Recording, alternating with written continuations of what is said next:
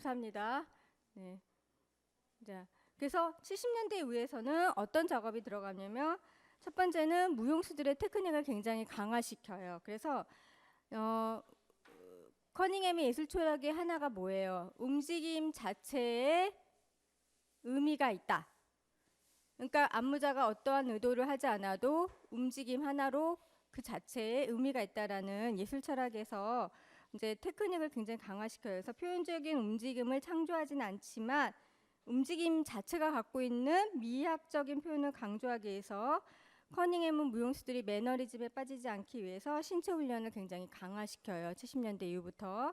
그 다음에 두 번째는 움직임과 테크놀로지의 병합입니다. 그래서 비디오 무용을 제작하고 그 다음에 컴퓨터 프로그램을 병행해서 그거를 이제 프로젝트 해가지고 무대 장치처럼 사용해요.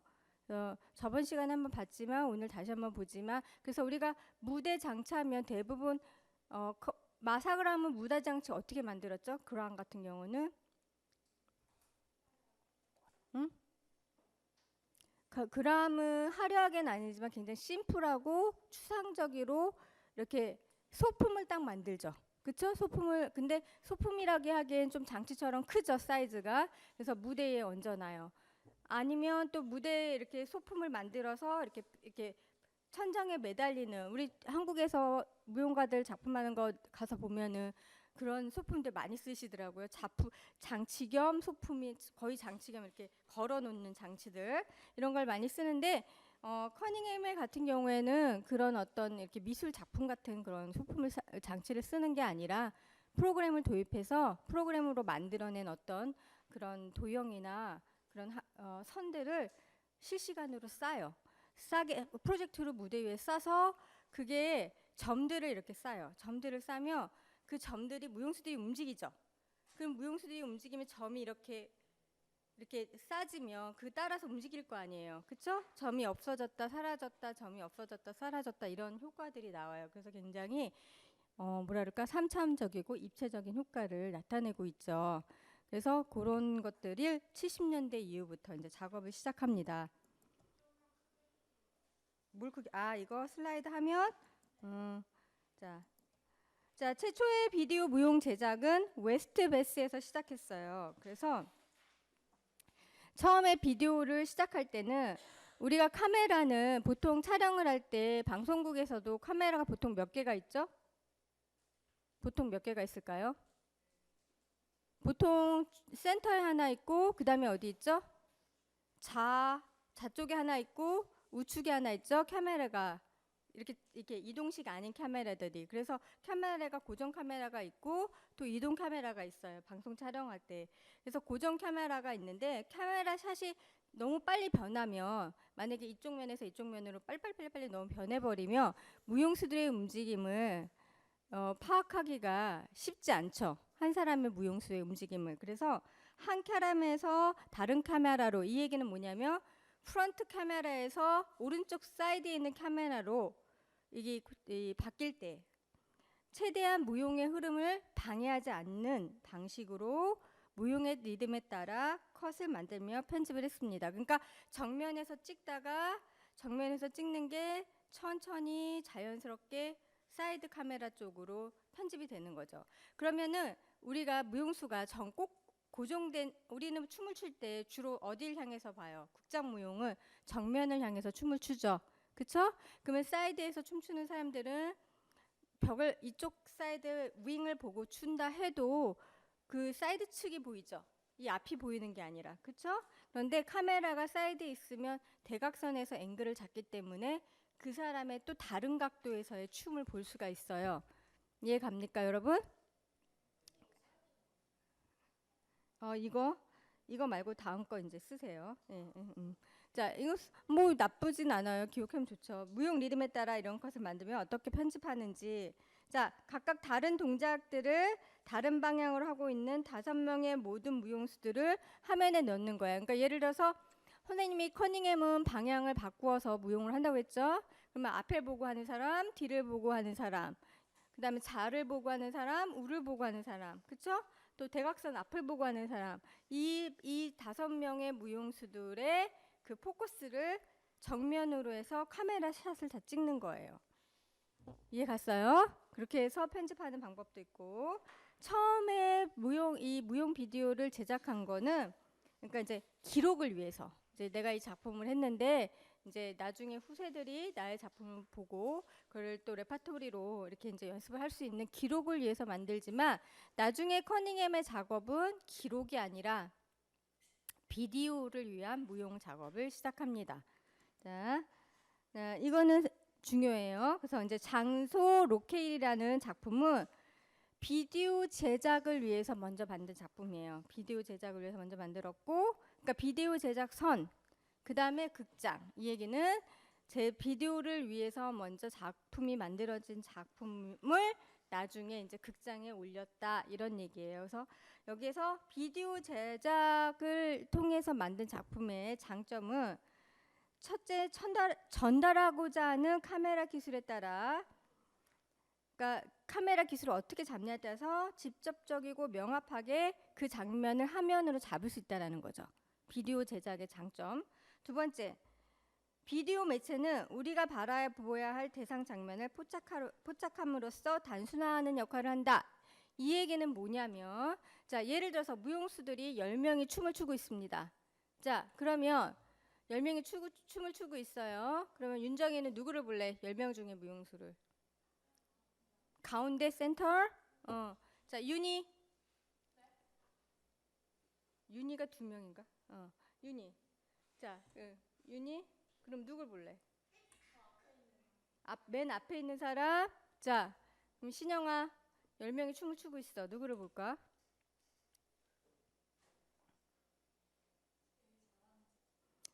이건 사람마다 다른 거야. 굉장히 주관적이고, 그쵸? 그리고 그때 따라서 달라지죠.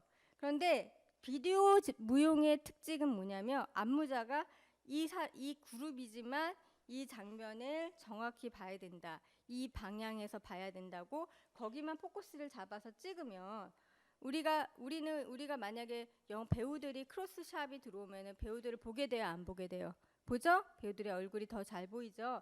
마찬가지로 그 무용수 아니면 그 특정한 그룹 무용수만 포커스를 잡아서 쏴줌으로써 관객들이 선택을 안 해도 되는 거죠. 그 부분을 보는 거예요. 이해 갔어? 영훈아? 응? 자, 그래서 세 번째는 현장 공연에서 실황처럼 직접적이진 않지만 또 비디오 무용 자체에 또 그 비디오 무용의 나름대로의 어떤 충분한 활기를 갖고 있다, 생생함을 갖고 있다. 이런 게 이제 비디오 무용의 제작이라고 할 수 있습니다. 그래서 안 보여요, 잘? 네. 다음 시간에 마이크를 가져와야 돼, 미나. 강민이 마이크 안 갖고 오면 쟤네들이 웨이브 댄스 쳐야 돼, 이렇게. 왜냐 이게 고정이라서 선생님 여기 붙어서 얘기를 해야 돼가지고 일주일에 한 번이니까 잊어버리게 되지 자꾸. 없더라고. 아니 없어 이제 맨날. 자, 그럼 넘어갈게. 있나? 근데 저번에 고장 났다. 2개가 있는데 2개 다 고장 났더라고. 자, 넘어가도 돼요, 여러분? 혜빈, do you understand? 자, 이거는 컴퓨터 프로그램 도입은 이 첫 번째 거 쓰셔야 됩니다. 컴퓨터 프로그램을 도입했어요. 그러니까 비디오 무용하고 컴퓨터 프로그램하고 달라요, 여러분. 자, 비디오 무용은 무용수들이 무용하는 거를 찍어요. 카메라들이. 그쵸? 카메라 여러 개를 놔요. 뭐 고정식 카메라도 있고 이동식 카메라도 있고, 그쵸? 그래서 카메라를 놓고 그거를 편집하는 게 비디오 무용이고, 컴퓨터 프로그램을 도입하는 건 뭐냐면 이제 컴퓨터로 그래픽을 만드는 거예요. 디자인을 만들어서 그 디자인을 무대에 실시간에 프로젝트하는 거죠. 그래서 그 디지털 예술가 폴 카이저와 셀리 웨스커라가 손으로 그려진 공간 3차 애니메이션을 창조하기 위해 모션 캡처 테크놀로지를 탐험을 시작했다. 자, 이 얘기는 뭐냐면, 자, 아까 그 디자인을 그리기도 하지만 또 커닝햄의 무용 동작. 커닝햄이 만약에 뭐 세컨 포지션에서 아라베스크를 해서 컵을 돌아서 스탑했다. 그러면 그 그림을 손으로 그리는 거예요. 무용수의 형상을. 그래서 그거를 그러니까 그 손으로 그린 게 아니라 그 모션을 캡처하는 거예요. 누가? 컴퓨터가. 그쵸? 그래서 그거를 다시 프로젝트에서 반영하는 겁니다. 그래서 모션 캡처 프로젝트를 사용해서 무대 위에서 실시간으로 움직이고 있는 무용가와, 그러니까 실시간으로 무대에서 무용을 한 사람이 있고, 또 모션 캡처된 사람이 프로젝트 돼서 이렇게 그거 기계로 보여주는, 그러니까 디지털로 보여주는 무용수가 있고, 그러니까 살아있는 무용수와 기계 무용수가 동시에 무대에서 춤을 추는 거죠. 이해 갔습니까, 여러분? 그래서 그런 것들을 사용하기 때문에 굉장히 융복합적인 움직임과 이미지를 동시에 경험하고요. 그 다음에 그 컴퓨터 프로그램을 도입하면서 무엇이 달라지냐면 다른 작품하고 일단 입체적으로 보여요. 입체적으로. 왜냐하면 컴퓨터 프로그램이 실시간으로 계속 이렇게 투사가 되기 때문에 살아있는 사람이 움직이고 이래서 평면이 아니라 입체적인 느낌이 나고, 그 다음에 공간을 천정에서부터 끝까지 다 활용하고 있어요. 그래서 공간을 굉장히 최대한으로 활용한다는 느낌이 듭니다. 자, 그러면 잠깐만요.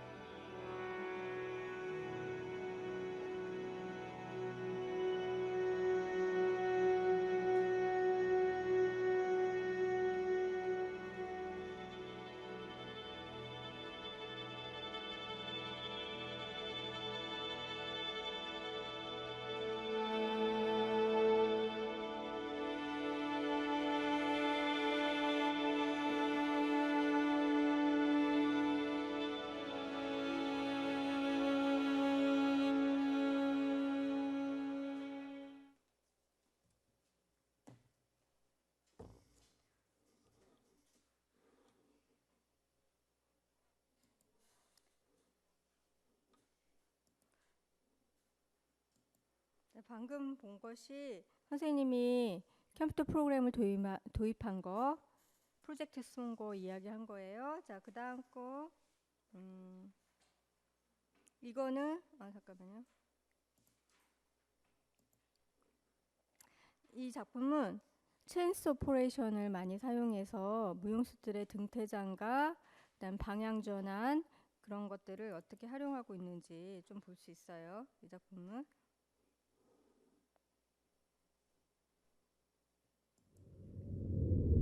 같은 무용수들이 같은 동작을 하는데 방향, 초점, 그 다음에 등장을 다르게 해서 한다는 걸 나와요.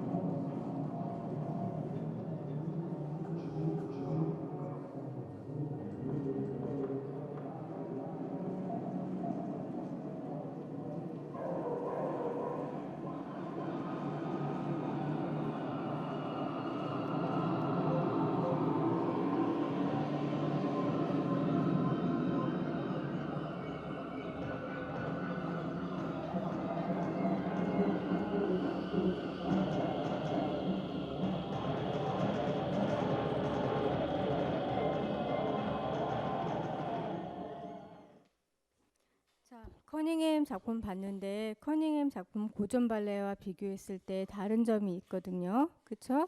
자, 무엇이 다를까요? 현민이. 작품을 봤을 때 느낌. 그냥 규칙적인 모습이 있어요? 아, 불규칙적인 것 같죠? 그러니까 어떤 그 무용수들이 한꺼번에 막 들어왔다가 나갔다가 그러니까 어떨 때는 무용수들이 많이 있고 적고 그쵸? 이제 또 중요한 게 있어. 가장 중요한 포인트가 있어요. 자, 커닝햄 작품에서 움직임을 봤을 때 여러분들 뭘 느껴요?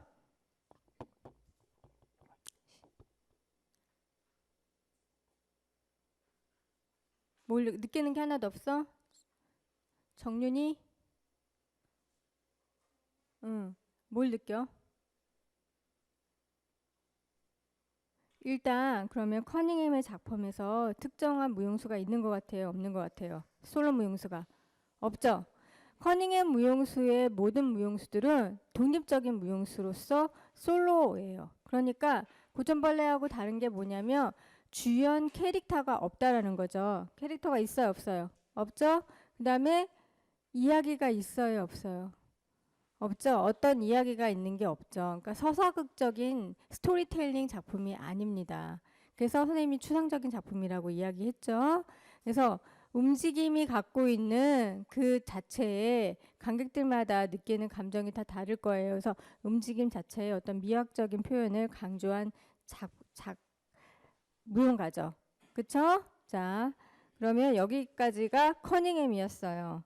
자, 그럼 오늘 또 누구 하냐면 커닝햄과 같은 시대에 동시대에 거의 같은 길을 걸어갔는데 둘 다 추상적인 작업을 하지만 굉장히 작업 방식이 다른 사람이에요.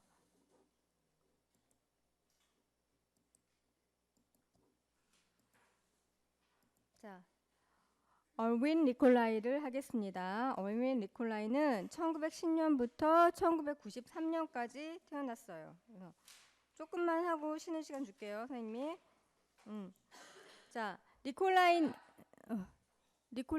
깜짝이야.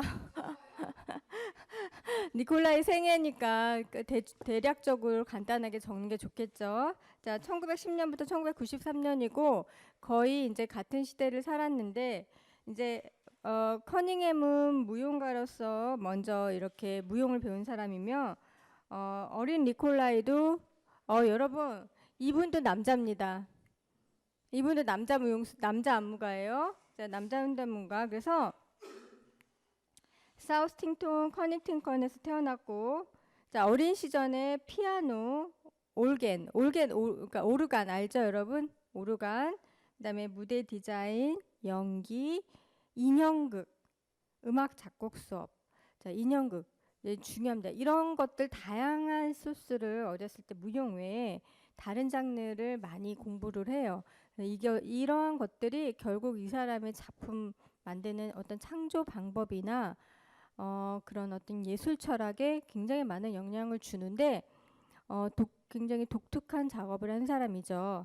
그래서 처음에는 이제 영화 시나리오 작업도 하고 이 시대에는 미성 필름이라는 건 뭐냐면 영화가 소리가 안 나왔어요. 그래서 우리도 왜 영화 틀어놓고 그 소리 내는 사람이 있었죠. 옆에 서가지고 심순애 막 이러면서 얘기하는 사람이 있었잖아요. 기억나요 혹시 여러분? 이렇게 화면에서 본 적 없어요? 그런 거? 그러니까 무성 필름 영화에 이제 음악을 입히거나 그러니까 이제 음악이 없으니까 그 위에다 음악을 덮여주는 사람. 그다음에 댄스 클래스에서 음악을 반주했던 사람. 그다음에 무성 영화에서 올겐을 공연하거나 연주하는 경력으로 먼저 그 어떤 그런 공연 경력을 쌓아요. 그리고 니콜라이에게 가장 영향을 준 건 누구냐면 메리 위그만이에요. 그래서 메리 위그만이 독일에 있다가 미국에 와서 공연을 하는데 그때 위그만의 춤을 보고 니콜라이가 굉장히 새롭고 충격적이다 이렇게 감독을 받아서 베닝턴 칼리지에서 현대 무용을 수업을 받아요. 그래서 메리 위그만은 독일 표현주의지만 미국에 많은 영향을 주는데 선생님이 저번에 공부했었죠. 메리 위그만의 학교로 미국에 세울 수가 없다고 했어요. 왜냐하면 그때 1차 세계대전과 2차 세계대전이 일어나면서 독일 예술가들을 인정을 안 한 거죠, 미국에서. 그래서 누구의 학교로 이름을 졌다 그랬어요, 선생님이? 하냐홈으로 학교 이름을 명칭하게 됐다 그랬죠. 그래서 메리 이그만의 제자 하냐홈의 영향을 가장 많이 받습니다. 그리고 하냐홈도 역시 굉장히 추상적인 작업을 했기 때문에 그거에 더 영감을 받았다고 하고 뉴욕에서 하냐홈의 단원으로 또 보조 한무가로 활동하는 시기를 갖습니다. 그래서 이제 니콜라이는 어렸을 때부터 다양한 장르의 특히 음악과 이런 음악적인 재능이 나중에 이제 그 사람이 작업을 하는데 많은 도움을 줘요. 그리고 이제 반주자, 그다음에 인형극 같은 것 이렇게 배운 것도 굉장히 도움을 줍니다.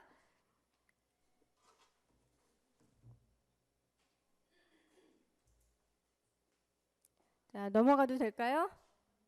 아직 안 해요. 네. 그래서 뉴욕에서 활동을 잠깐 하지만 이제 어린 니콜라이가 이제 그 하냐홈의 영향을 받지만 하냐홈에서의 활동은 한 2년 정도 이렇게 짧게 하고 그 다음에 이제 중요한 전환점을 갖게 됩니다. 그 전환점이 이제 다음에 보시면 여기 헨리 스트릿에 있는 플레이하우스의 무용 부분의 감독으로 임명이 돼요. 네, 이게 되게 중요합니다. 자, 1948년 헨리 스트릿 플레이하우스에서 무용 부분으로 감독으로 임명되는데 거기가 원래 이제 연기도 하고 뭐 다른 연기 쪽이 더 강한데 무용 쪽으로 감독이 돼요. 그러면서 여기에서 니콜라이 댄스 티어터의 기반이 되는 플레이하우스 댄스 컴퍼니를 만들어요. 그래서 여기서 중요한 거는 플레이하우스 중요합니다. 그 다음에 여기에서 니콜라스 댄스 티어터가 이 극장에서 출발하고 여기에서 계속 작업을 한다는 게 중요해요. 이해 갔죠? 그래서 초기 대표작은 텐슬 인볼브먼트, 캘라도스코프 같이 이제 캘라도스코프 하면은 이제 되게 천체 만화경인데 여러분 혹시 캘라도스코프 만들어 본 적 있어요? 어렸을 때 유치원에서? 만들어 본 적 없어요? 기억 뭔지 모르겠어요? 이렇게 눈으로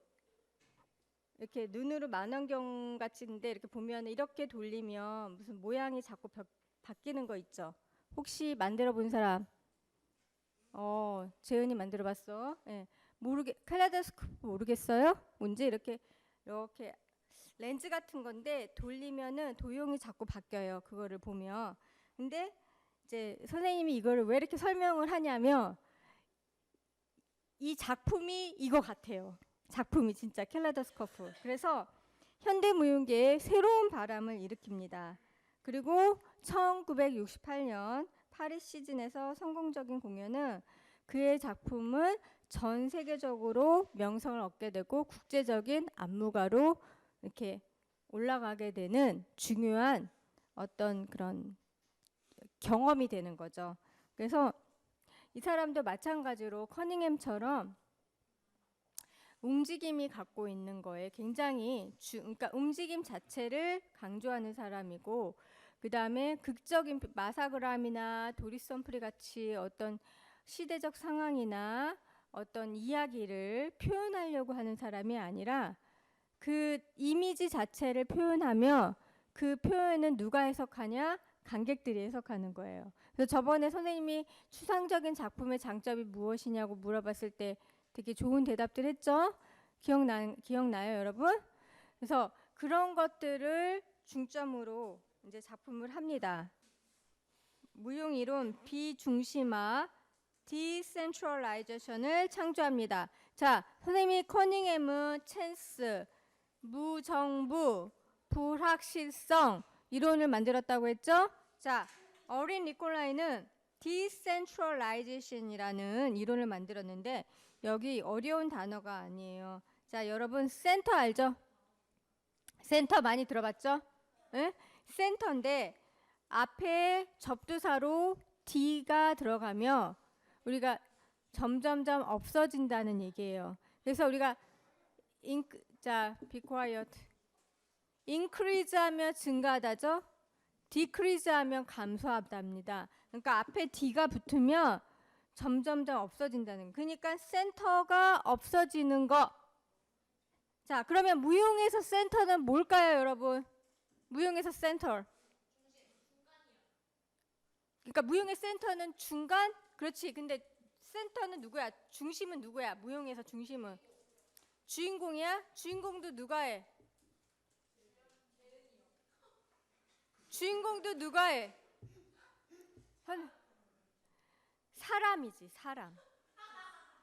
여러분 무대에서 무용의 중심은 누굽니까? 경호야. 사람이 없으면 무용이 돼, 안 돼? 안 되잖아. 자, 무용의 도구는 뭐야? 바디지, 신체 바디. 자, 음악은 다양하죠. 성악 같은 경우는 목소리지만 피아노도 있고 오르간도 있고 첼로도 있고 피아노도 있고 도구가 있잖아. 근데 비중심화라는 것은 decentralization이라는 것은 자, A나 집중해라. decentralization이라는 것은 인간을 점점 없앤다는 거야. 그럼 이게 무슨 얘기일까? 궁금하지 않아요, 여러분? 난 되게 궁금했었는데. 그럼 무대 위에서 인간이 없어지면은 어떻게 무용을 한다는 얘기야? 안 궁금하니 경호야? 궁금하지? 미나, 궁금하지 않니? 무대에서 어떻게 사람을 없애지? 응? 어떻게 없앨까? 그래서 무용수들을 비인격화하는 거야. 인격이 아니까 사람으로 만들지 않아. 그래서 그들 자신이 가지고 있는 어떤 외형, 신체 외형과 형태로부터 자유로워질 수 있어. 그러니까 남성이냐 여성이냐 중요하지 않습니다. 자, 키가 크냐 작냐 중요하지 않습니다. 뚱뚱하냐 마르냐 중요하지 않습니다. 응? 그러니까 우리가 조지 발란 씨는 찹스틱, 젓가락 같은 무용수를 원했죠. 응? 그래서 180cm 팔다리 길고 허리 굉장히 가는 무용수들만 다 만들었잖아요. 발란신이 그렇게 만들어서 우리나라 무용단의 대부분의 무용수들의 신체 조건이 65 이상 뭐 이렇게 된 게 다 발란신 덕분이에요. 근데 미국은 그렇지 않아. 이제는 미국 컨템포러리는 이제 변하고 있습니다. 무용수 키 크다고 다 하는 거 아니고 작다고 하는 거 아니고 뚱뚱하다고 하는 거 아니고 마르다고 하지 않아. 왜 그럴까? 여러분, 자율성? 자율성보다 더 중요한 거 있어. 왜 그럴까? 왜 그럴까? 여러분 클래스에 있는 사람들 이렇게 둘러보세요. 여기 그래도 한양대는 무용과 좀 키 보나 봐요. 근데 자, 둘러보세요. 자, 키가 작은 사람도 있고 큰 사람도 있어요. 우리 밖에 나가면, 거리에 나가면 자, 키 큰 사람들만 다녀요? 뚱뚱한 사람만 다녀요? 아니죠. 마른 사람만 다녀요? 아니죠. 자, 무용은 결국 뭐예요? 사람을 표현하는 겁니다. 그렇죠? 그러면 사람이 갖고 있는 외형적인 특성도 다양하잖아요. 그럼 그걸 누가 보여주는 거예요? 무용수들이 보여주죠. 그래서 미국에 있는 컨템포러리 무용가들은 요즘에 마른 것보다는 굉장히 근육질이 좀 이렇게 골격이 있고 근육절이 있는 무용수들이 되게 많죠. 현대 무용가들. 그리고 작은 무용가, 큰 무용수들 다 섞여서 이렇게 같이 작업을 합니다. 그런 추세인데 이거랑 조금 달라요. 어쨌든 워렌 니콜라이는 무용수들이 가지고 있는 예형과 형태로부터 자유로워집니다. 자, 어떻게 자유로워지는지 이따 봅시다. 그 다음에 사운드. 아까 선생님이 음악 공부했었다 그랬죠? 그래서 사운드, 조명, 그 다음에 특수 무대 장치. 그래서 무용수들에게 변형된 이미지를 투사하여 무용수들의 움직임을 변형시킨다라고 합니다. 넘어갈게요. 두 번째 이제 예술 철학 봅니다. 예술 철학 두 가지가 있는데 첫 번째 이렇게 이 커테이션 마크가 있는 게 철학이에요. 밑에는 부연 설명이고 커테이션 마크. 자, 동작 예술의 장점은 움직임 예술의 장점은 동작이 수단일 뿐 아니라 메시지가 된다. 이 얘기는 커닝햄과 일맥상통하는 이야기예요. 그러니까 우리는 무용은 동작을 통해서 표현을 하잖아요. 그렇죠? 그러니까 동작이 어떤 움직임을 표현하는 도구일 뿐만 아니라 안무자가 의도를 갖고 있지 않아도 내가 만약에 이렇게 한다. 그러면 관객들은 이거를 통해서 누구를 만나나 보지? 뭐 인사하나 보지? 아니면 택시를 잡나 보지? 뭐 다 다양하게 자기 해석할 수 있죠.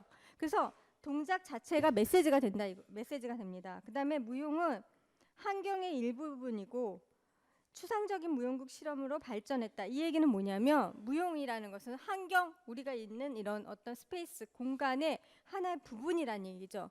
그 부분에서 사람 움직이는 어떤 하나의 공간, 하나의 어떤 부분인 것뿐이라는 얘기죠. 그래서 니콜라이 무용은 인간 육체 역시 환경에 속해 있는 한 부분이라고 생각한다. 그러니까 인간의 무용이 환경에 속해 있고 그 환경을 변화시키는 하나의 요인일 뿐이다. 이렇게 생각하는 거죠.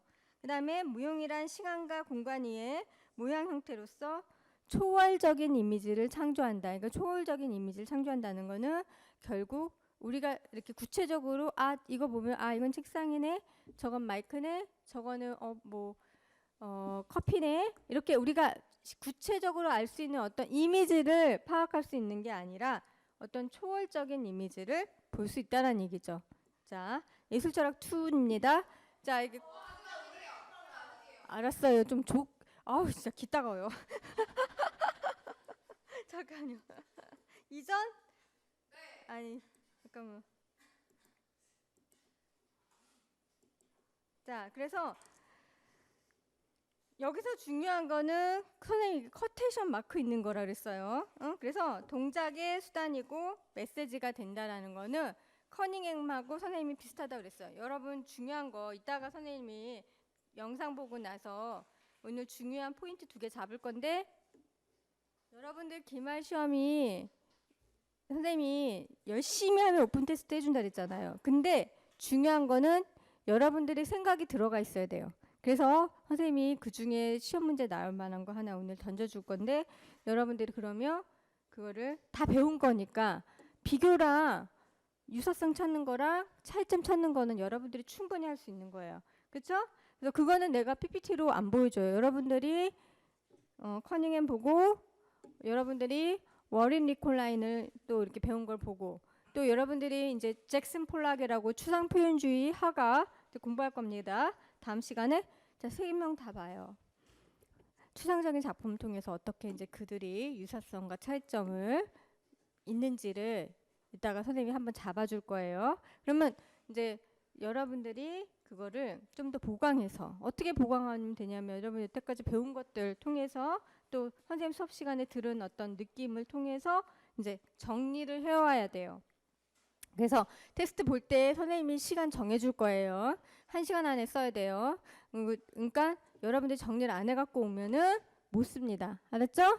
자, 넘어갈게요. 네. 자, 예술철학 2입니다. 2는 뭐냐면 무용이란 감적이 아닌 동작의 예술이다. 이것도 커닝햄하고 비슷해요.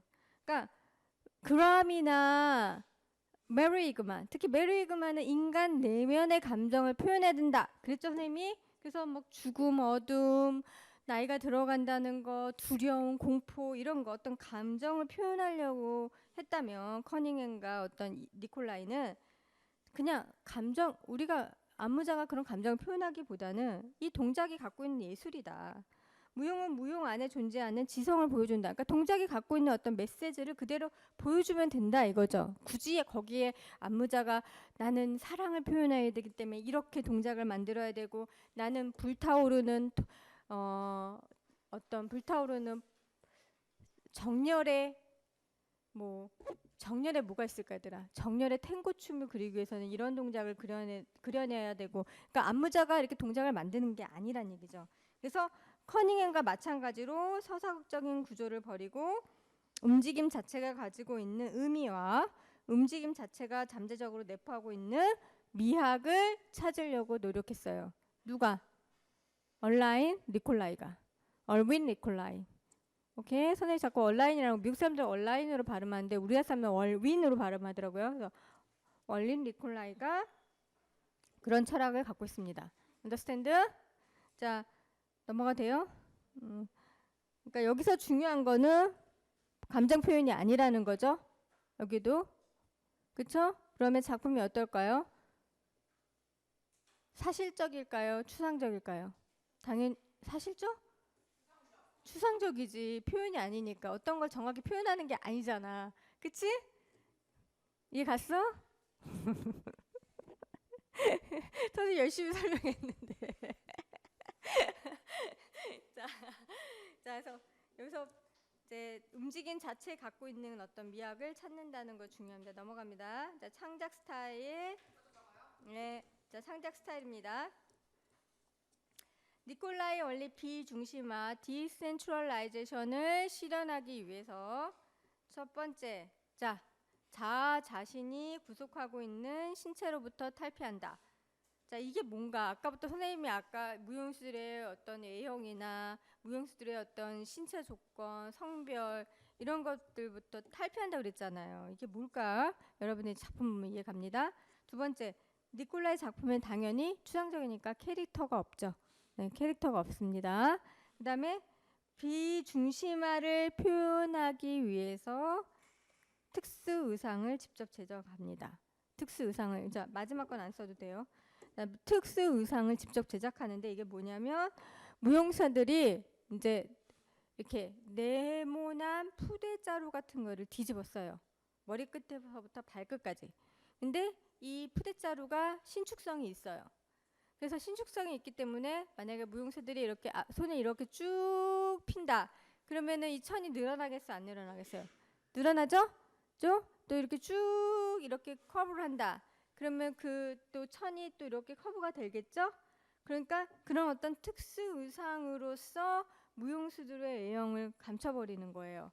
그러면 그 안에 남자가 있는지 여자가 있는지 키가 키 크고 작고 그렇게 그게 그런 거보다는 그런 거에 눈에 더 들어가지 않잖아요. 그렇죠? 그 의상이 만들어내는 어떤 디자인에 더 뭐라 그럴까? 집중이 되겠죠? 네. 그래서 그 무용수들이 푸드자라 같은 의상을 입고 움직임을 창조할 때마다 의상이 변형되면서 창조되는 그런 움직임들을 창안했어요. 누가? 니콜라이가. 자, 조명입니다. 조명. 자, 니콜라이와 커닝햄이 좀 다른 건 니콜라이는 조명에도 굉장히 신경 썼는데 이것도 본인이 다 이제 디자인을 해요. 그래서 인간 육체의 움직임에 영향을 주는 도구다. 그래서 조명을 굉장히 신경을 씁니다. 그래서 색상이 화려한 조명 때문에 때로는 관객들이 이렇게 무용수들이 표현하고 있는 움직임을 정확히 볼 수가 없어요. 아까 그 커닝햄의 댄스 비디오는 안무자가 정확히 원하는 어떤 샷, 정확히 원하는 어떤 구도, 정확히 원하는 장면을 표현하고 싶을 때 그 부분만 포커스를 잡아서 촬영한다 그랬죠. 비디오 제작할 때 커닝햄은. 자, 그래서 그 움직임을 집중적으로 더 보게끔 만들죠. 근데 니콜라의 경우에는 화려한 조명을 쓰기 때문에 원래 조명이 없이 원래 움직임, 오리지널 움직임이 조명이 투사됨으로써 변형이 되는 거예요. 이해 가나요? 네, 여러분. 그래서 조명에 따라서 무용수들의 모습이 굉장히 다르게 보일 수 있다라는 거죠. 그래서 이 효과를 위해서 니콜라이는 몰드빌하면 이제 이렇게 미국에서 이제 음악을 사용한 어떤 희극인데 약간 음악을 이용해서 만든 드라마에서부터 거기에 사용된 조명 기구에서부터 나이트클럽에서 사용하는 나이트클럽 가면 어떻게 막 반짝반짝하고 스토브 라이트 터지죠, 여러분? 막 보여요, 안 보여요? 사람이 보였다. 클럽은 가보셨나요, 그러면? 아직까지 클럽도 안 가보셨나요? 자, 클럽 가본 사람. 성현이 가봤을 것 같아. 자, 조명 어때요? 네, 조명 어때요? 응? 집이에요, 거기가? 자, 아니 선생님 거기 조명 어떠냐고 물어봤는데 뭐 거기가 집이니? 경호야 거기 조명 어때? 응? 그러니까 삐까뻔쩍하다는 건 뭐야? 그 사람이 제대로 보여 안 보여? 그치, 보일 때도 있고 안 보일 때도 있고 막 조명이 왜냐면 꺼졌다 켜졌다 막 색깔이 어두웠다 밝았다 이러니까 앞에 있는 사람이 이쁘지도 않은데 되게 이뻐 보일 때도 있죠. 그런 효과를 나타내죠. 그래서 그런 나이트클럽에 있는 다양한 종류의 조명까지 다 활용을 해요. 누가? 어린 니콜라이가. 이해 갔죠? 그래서 네, 축하합니다. 재은이 살 빠질 것 같아요. 8살. 자, 넘어갑니다. 자, 음악 이거 중요해요. 이것도 안 돼요. 이거 중요합니다. 자, 선생님이 어렸을 때부터 음악 작업을 했다고 했죠. 자, 작곡을 하는데 우리가 생각하는 작곡이 아니야. 자, 예를 들어서 이때 이제 뭐가 나왔냐면 여러분 일렉트로닉 요즘에 전자 피아노 되게 많죠. 전자 피아노 집에 있는 사람들도 많더라고요, 요즘에는. 근데 전자 피아노를 보면은 같이 뭐 학교 종이 땡땡땡을 해도 어떤 거에 따라서 다 달라져요, 안 달라져요? 색깔이 달라지죠. 그래서 근데 그 전자 음악을 컴퓨터에 넣어서 음악을 켰다가 다시 또 켰다가 또 그 틀었던 음악을 뭐 도레미파 파미레도 이렇게 거꾸로도 가봤다가 거꾸로도 가봤다가 도레미파 이건데 도레미파 뭐 이런 식으로 음악을 이렇게 변형시키는 거예요. 변형시키고 또 부드럽게 막 예를 들어서 도레미 이렇게 이제 했는데 도레미 이렇게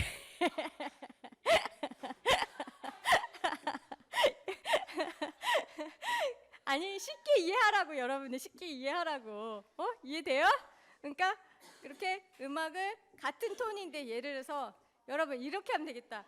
재은이가 말하는 거랑 건이가 말하는 거랑 윤이가 말하는 거랑 다 달라요. 톤이 이제. 그러면 윤이야 학교종이 한번 해봐. 학교종이. 자 학교종이. 학교종이 이렇게 써. 자 재은이 해봐. 평소에 재은이가 아닌 것 같아. 평소에 너의 모습을 보여줘. 자, 좀 강하게. 건이 해봐. 다 다르죠, 여러분. 그쵸? 다르죠? 그러니까 인간의 목소리를 이렇게 다른데 그 컴퓨터에서 그거를 같은 노래인데 부드럽게도 했다가 강하게도 했다가 뒤로도 돌렸다가 다시 앞으로 빠르게도 돌려봤다가 해서 음악을 그렇게 작곡을 한 거예요. 이해 갔어요, 여러분? 그러니까 그 소리를 병합한 거죠. 그래서 음색을 강조도 해보고 다른 소리하고도 병합을 해서 새로운 음악을 만들어요. Understand? 자, 그래서 그 원래 소리가 갖고 있는 특색을 변형시켜서 또 다른 소리를 창조하는 게 니콜라이 창작 스타일의 음악입니다. 그럼 여기서 중요한 게 뭐냐? 자, 커닝햄 같은 경우는 존 케이지라는 아방가르드 음악가가 있었죠. 그 외에도 공동예술가가 많아요. 존 케이지는 같이 의상 디자이너서부터. 그런데 니콜라이 경우는 자기 모두 조명도 그렇고 음악도 그렇고 의상도 그렇고 누가 다 제작하냐면 본인이 직접 다 해요. 자, 그게 다른 점입니다. 자, 넘어갈게요. 아직 안 돼요? 에? 아니, 이제 비디오도 봐야 돼요. 네. 자, 대표자. 응? 덜 썼어? 오케이. 아니, 난 또 이제 재은이가 다 썼길래 다 썼는 줄 알았지.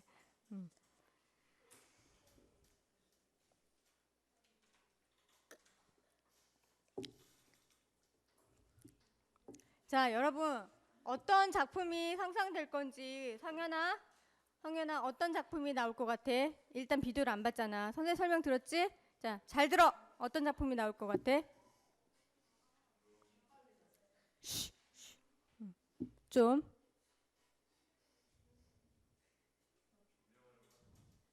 조명만 활용했을까? 그거 선생님이 자 신영아 어떤 작품이 나올 것 같아? 어떤 작품이 나올 것 같아? 선생님 엄청난 작품 아니 이렇게 너무 구체적으로 좀 설명을 해야지. 정윤이 머릿속에 어떤 게 떠올라? 조명밖에 안 떠올라? 선생님이 외형을 없앤다 그랬잖아. 외형을 없앤다 그랬잖아. 네, 외형이 대부분의 작품 외형 안 없애는 작품도 있어요. 자, 현민아 안 그려지니 머릿속으로 어떤 작품이 나올지? 안 그려져? 일반적이진 않을 것 같다. 그래도 현민이가 제일 낫다. 일반적이진 않아요. 자, 넘어갈게요. 자, 대표작입니다. 대표작만 쓰고 비디오 볼게요. 자, 캘레도스코프, 이미지, 생트럼, 그 다음에 에코, 그 다음에 스트럭처입니다. 그래서 여기서 캘레도스코프, 이미지, 스트럭처 3개 정도만 알아도 돼요. 자, 나머지 넘어갈게요. 아직 못 썼어요? 캘레도스코프, 이미지, 스트럭처 3개만 쓰셔도 됩니다. 자, 캘레도스코프 아까 선생님 뭐라 그랬어요? 맞아, 예연아. 천체만환경이야. 알았지? 천체만환경. 자,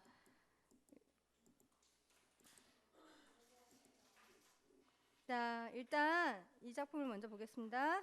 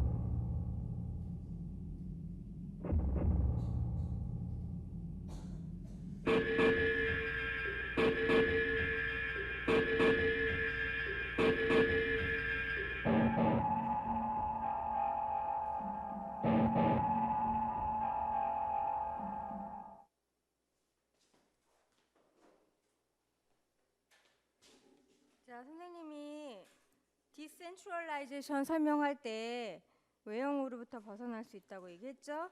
이해 갑니까, 여러분? 네. 자, 신체 조건이 보여요, 안 보여요? 안 보이죠? 네. 자, 그다음 거 잠깐만요. 이거 보여주면 안 되는데. 자, 이거 자꾸 나오네. 잠깐만.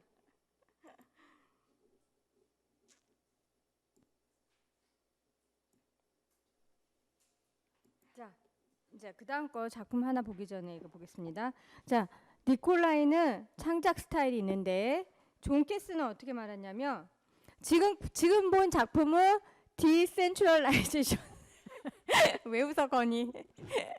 디센트럴라이제이션을 가장 많이 효과적으로 보여준 작품이고, 자, 이거 오늘의 마지막 쓰는 거예요. 자, 이거는 뭐냐면 니콜라이가 또 작업을 할 때 또 하나의 방식은 뭐냐면 크게 해줘. 환경을 먼저 만드는 거예요. 설정을.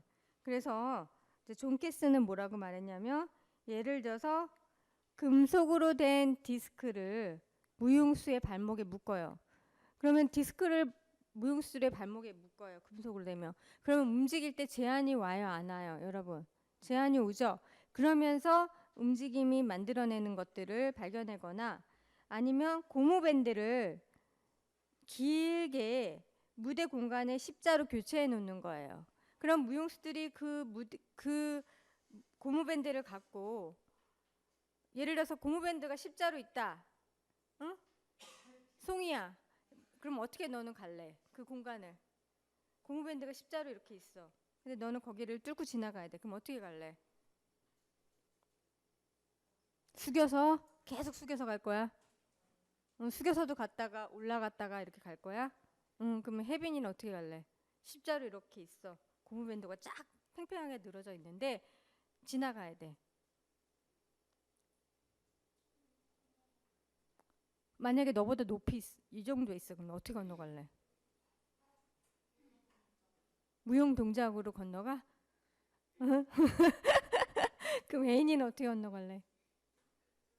그러면 그 밴드를 팔로 들어서 넘어간다. 두 개다 그렇게 넘어갈 거야? 자, 넘어가는 동작들이 되게 다양할 거 아니야. 그치? 어떤 애들은 진짜 다리가 길어가지고 180도가 되는 애는 그거를 들어가지고 그거를 밑으로 내려서 회전해서 넘어가는 애도 있겠지. 그치? 또 어떤 애는 핸드스탠드를 잘해. 물구나무 서서 밴드로 넘어갈 수도 있겠지. 그치? 그러면 그 넘어가는 방법들이 되게 다양하잖아요. 그쵸? 그러니까 그런 어떤 환경을 먼저 설정을 하고 나서 움직임을 만드는 거죠. 세 번째는 예를 들어서 아까처럼 그 뒤집어 썼어. 그치? 뒤집어 쓰고 앉은 다음에 뭐 손을 옆으로도 내보고. 지금은 되게 대칭적이잖아. 나 같으면 저렇게 대칭적으로 안 할 것 같아. 되게 비대칭적으로 움직임도 많이 있잖아. 그치? 그런 것들을 해볼 것 같아. 그러니까 이러한 환경을 먼저 실험해요. 그래서 어떠한 움직임들이 나올 수 있을까에 대한 가능성들을 찾아내는 거죠. 그래서 그 공간 속의 몸의 형태로 변화를 줄 수 있을까? 자, 어떠한 제한점이 있을까? 그 제한점을 극복하기 위해서 무용수들은 어떻게 춤을 출 것인가? 이런 것들을 실험하고 난 다음에 거기서 나온 움직임들을 이제 니콜라이가 발췌해서 그것들을 다시 무용수들에게 재정립을 해줘요. 이렇게 해보고 저렇게 해보고. 이해 갔죠? 그래서 다음 작품 볼게요.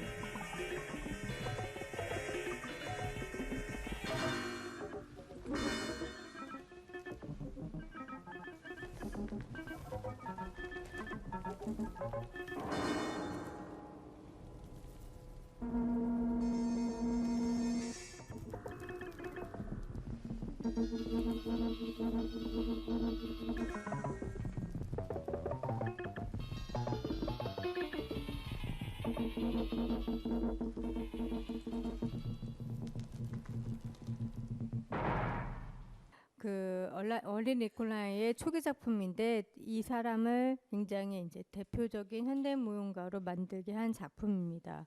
그래서 여기에서는 외형이 완전히 숨겨지진 않지만 선생님이 조명을 통해서 어떤 초월적인 이미지를 만든다라는 게 보여줘요, 안 보여줘요? 그쵸? 이미지가 변형이 됐다가, 그쵸? 사람 신체가 보였다, 안 보였다, 보였다, 안 보였다 하죠? 그래서 조명이나 사운드, 아까 전자음악 선생님이 했잖아요. 그 음악을 다시 만들어서 앞으로 돌리고 뒤로 돌리고 강하게 했다가 부드럽게 했다가 그래서 음악을 만들고 이런 작업을 한다고 했죠. 네. 자, 그러면은 여러분 우리가 머스 커닝햄과 어린 니콜라이의 차이점이 있어요. 그쵸? 여러분 봤는데 여러분들이 서로 많이 발표를 해줘야지 여러분들이 나중에 시험 볼 때 더 도움이 돼요. 자, 첫 번째 커닝ham과 니콜라이는 이제 일단 자기네만의 그러니까 마사그람하고 도리스 험프리하고의 차이점이 뭐냐면 마사나 도리스는 테크닉을 만들었죠. 테크닉을 만들었는데 이 사람들은 원리를 만들어요. 그렇죠? 창작 원리들을 만들어. 그게 다른 점입니다. 창작 원리를 만들었어요. 이것도 잘 기억하고 있어야 돼요. 표현주의하고 다른 점입니다. 창작 원리인데 커닝햄은 선생님이 어떤 원리라고 그랬어요?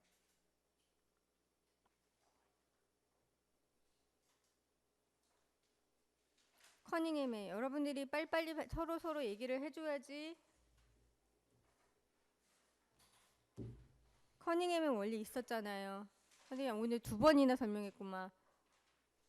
창작 원리. 응? 무정부. 자, 그 다음에 또 우연성. 그 다음에 불확실성. 그쵸? 이런 원리들을 이용해서 원래의 움직임 프레이즈를 변형하는데. 그쵸? 그러니까 방향을 바꾸고 등퇴장을 바꿔서 원래 움직임을 변형하는데 굉장히 초점을 두었어요. 누가?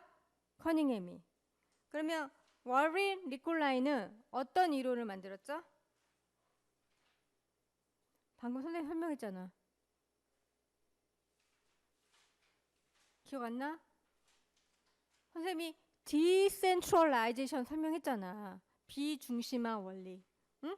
비중심화 원리를 해서 무용수들의 A형을 최대한으로 어떻게 해요? 최대한으로 축소시키죠. 그래서 A형이 갖고 있는 어떤 이미지를 없애고 그 외형이 아닌 신체가 가지고 있는 게 아니라 다른 것들을 통해서 그러니까 예를 들어서 특수 의상이나 소품을 활용해서 그 이미지들이 그 만들어내는 이미지에 초점을 두는 거죠. 무용수들이 아름다운 아라베스크 동작을 하고 제스처를 하는데 관심 있는 게 아니라 무용수들이 특수 의상이나 어떤 소품 아까 같이 이렇게 청 같은 거를 이용해서 그들이 어떤 이미지를 만들어내느냐에 따라서 더 초점을 갖고 있죠. 이해 갔어요? 네, 두 번째. 자, 차이점 두 번째입니다. 자, 작업 방식이 뭐예요? 작업 방식에서 아까 선생님이 커닝햄은 무정부 과정이라고 그랬어요. 무정부 과정. 자, 무정부 과정은 뭐죠, 여러분? 무정부 과정 뭐예요? 아까 설명했는데 수업 시간에 처음에 무정부 과정이 왜 무정부 과정이라고 그랬어, 선생님이? 디렉터가 없어. 그렇게만 말하면 안 되지. 응? 디렉터가 없이 누구와 누구와의 독립적인 작업이야.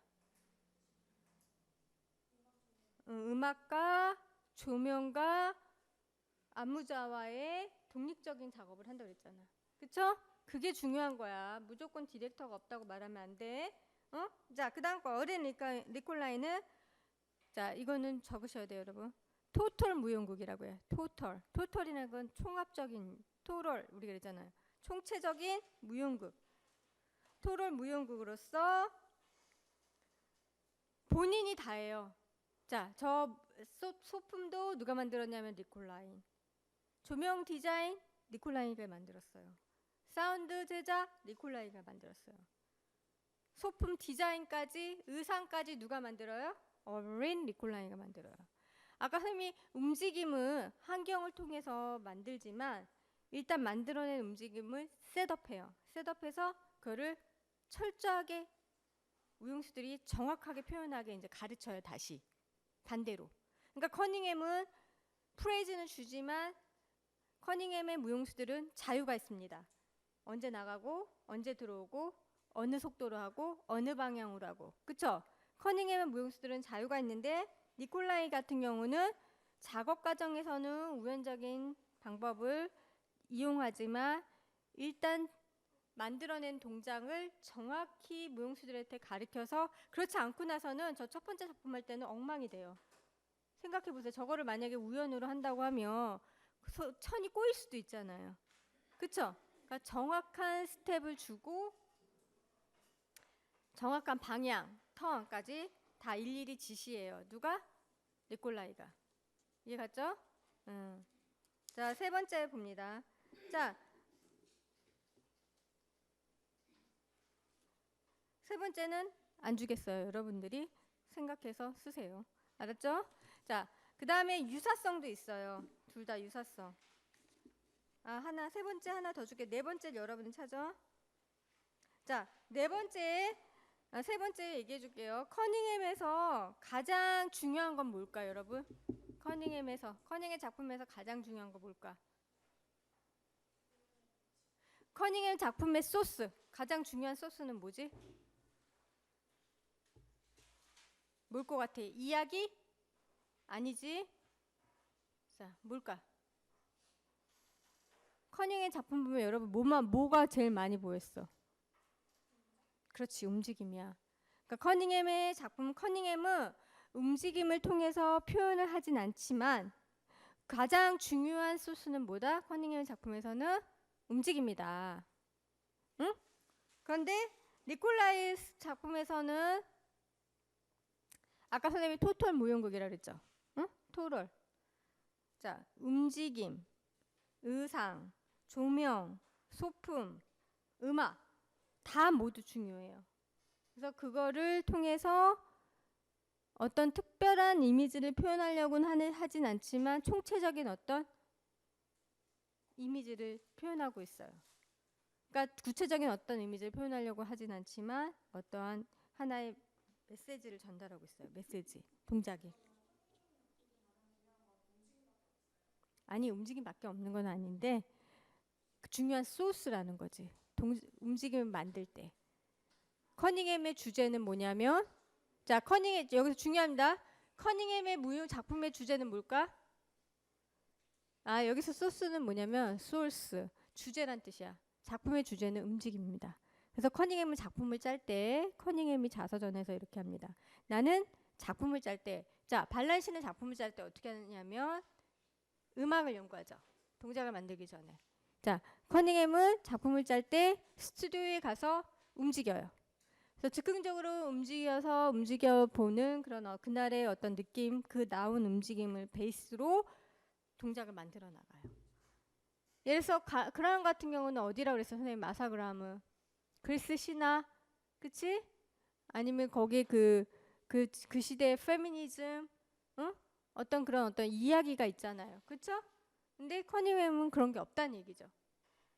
이해 갔어요, 여러분? 자, 유사성은 뭐야, 그러면? 유사성이 있잖아. 차이점이 있으면. 이 둘이 굉장히 유사한 면이 많아요. 일단 이야기가 없어. 그 다음에 추상적이야. 그 다음에 이야기가 없고 추상적이고 뭐라고? 혜빈아? 간접적일 수 있지. 왜냐하면 안무자가 직접적으로 이렇게 사랑 이렇게 말하는 게 아니니까, 그치? 물론 간접적일 수는 있지만 그게 조금 애매하긴 하죠. 또 있어요.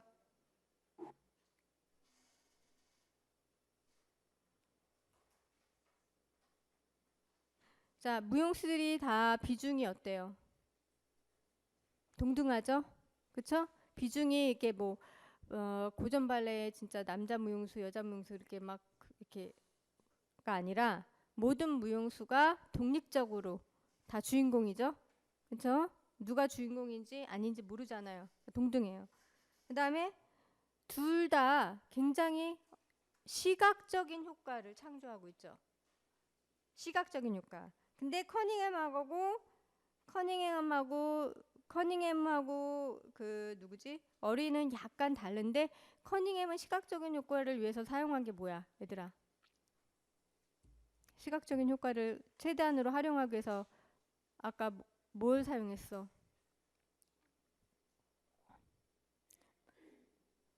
커닝햄 작품을 이렇게 다시 봐봐. 어?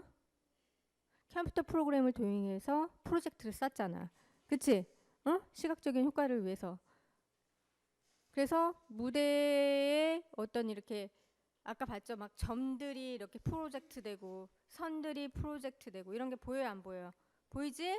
자, 그런데 여기 그 어린도 되게 시각적인 효과를 많이 나오죠, 여러분?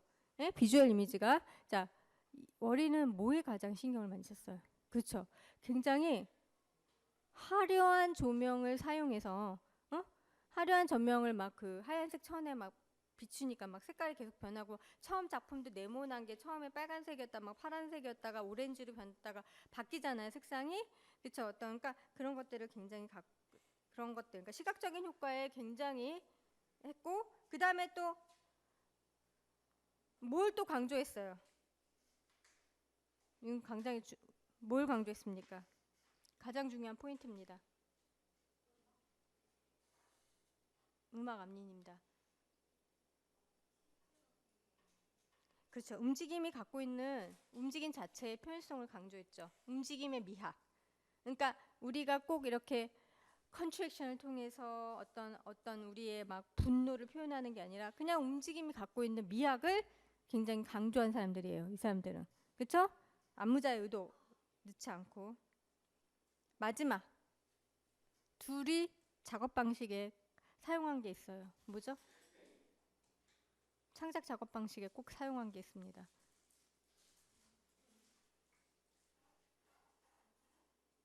즉흥적인 방법을 활용했죠. 자, 즉흥적인 방법을 활용했어요. 자, 그러니까 선생님이 지금 이렇게 많이 이야기는 했지만 결국 다 선생님 수업 시간에 이야기했던 것들이야. 그치? 이야기했던 것들이니까 여러분들이 이제 기말 얼마 안 남았어요. 몇 번 안 남았어요. 다음 시간에 이제 추상 표현주의도 해야 되고 알빈 알리도 해야 되고 피나바우시도 해야 되고 스티븐 팩스턴 컨택 임프라베이제이션도 해야 되고 할 게 많아요, 여러분. 그러니까 내용이 되게 많기 때문에 선생님이 오픈 테스트를 주는 거지만 그냥 베끼라는 게 아니에요. 여러분들이 여러 가지 안무가를 하기 때문에 또 선생님 포인트 잡아줄 거예요. 비교 유사를 잘해야 됩니다. 이해 갔죠? 놓치지 말고 여러분들 작품 속에서 주관적인 생각들 많이 나오는 사람들한테 점수 더 많이 줄 거예요. 언더스탠드? 네. 자, 수고하셨습니다.